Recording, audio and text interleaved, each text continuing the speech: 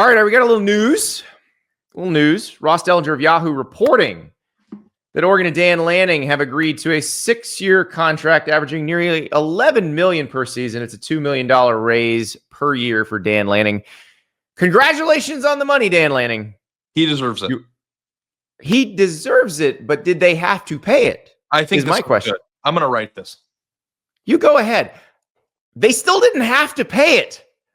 Who was after him? Yeah. Okay, so you think this is interesting. This is interesting because you did your flow chart. Well, okay, but here's the thing. Somebody has been interested in Dan Lanning nearly every year. It's just this year there wasn't a job open that was good enough. That's it right there. That's what I'm writing.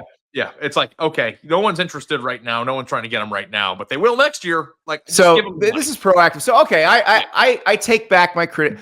In the flow chart, this qualifies because every year somebody is interested in Dan Lanning. Now, I will say, maybe part of this with me saying you didn't need to do this is the way Dan Lanning has handled all these things, because he has been very, like, he's not really played the game. Now, obviously, he's got Jimmy Sexton representing him, who plays the game better than anybody. But Lanning has been great at not publicly playing the game and almost going against it publicly, being like, I'm not leaving. I would never leave. What are you even thinking? So I think maybe I believed him so much that I'm like, well, you don't have to pay him anymore. I'm going to lead with your flow chart and how this is an exception. Well, it's an exception because there were teams the year before, Alabama was in the Alabama discussion, and the team got better this year. Like, correct.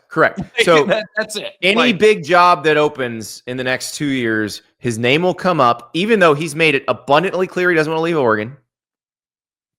And his buyout is huge. Mess around with it. They just shouldn't mess around with having to worry about it.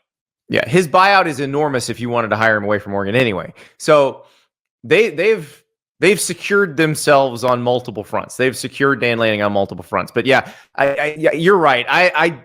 My instinct, my knee-jerk reaction, Ari, is always who was coming after him this year? Why are you paying this now? But in this particular case, this is someone who is going to be marketable every year. So just keep him happy. Oregon's on the ascension, and you are locking up your future with that. I'm okay with this one. Most collectible sports cards on the planet. Ari's got some nukes to show us. Visit PaniniAmerica.net. Start collecting your favorite college, NFL, and NBA stars. We've been ripping these Prism hoops packs. I've been hunting a Caitlin Clark autograph. Hasn't happened yet, but I did get Baby Jordan the other day. Harold Miner out of the. This is numbered to 149. It's a beautiful card right here. And also, I was opening some of the Rookies and Stars product, the NFL one. I got a Tyson Bagent autograph here, a little uniform swatch autograph. I told Ari he can arm wrestle me for it, as long as I don't have to arm wrestle Tyson Bagent's dad, because Tyson Bagent's dad is a professional arm wrestler. I don't know why they don't have cards for his dad. Did I showed you this yet? I can't remember if I showed you on the show. The DJ Lagway Silverado I got. Love it. And then this one's a Keon Coleman Bomb Squad out of Donruss this year. Rookie autograph. Thought that was a cool art for a card. And that's numbered 199. So we're, I have a stack here I just threw up on eBay. Here's a Rashee Rice rookie Spectral auto to 35 out of Spectra. So we're working through it. But yeah, my favorite hobby, and so happy that they're with us, man. It's the best. So visit PaniniAmerica.net to start your collection today. We'll be ripping a few more packs as the weeks go by. I've got some Prism draft picks, football and basketball to rip.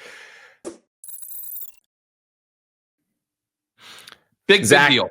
Zach in the chat says he was never an option for Alabama. The buyout wasn't an option. It was a smokescreen for DeBoer.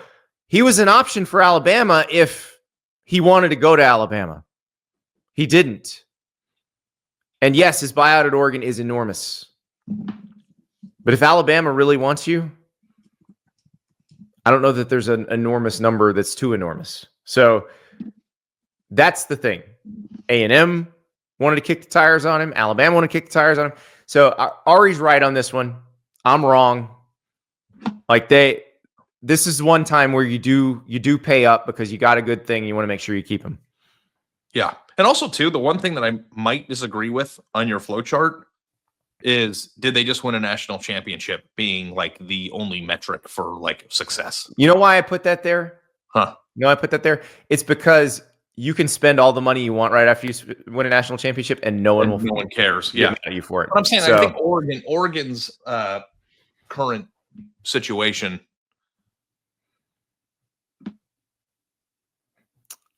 My camera died. My camera. Yeah, died. You didn't buy that cord I told you to buy. I know. Yes, I did. It doesn't charge. There you go. This is what I actually look like, everyone. All right, wrap it up before people see my. All right, tomorrow's show. Hardest and easiest schedules in 2025.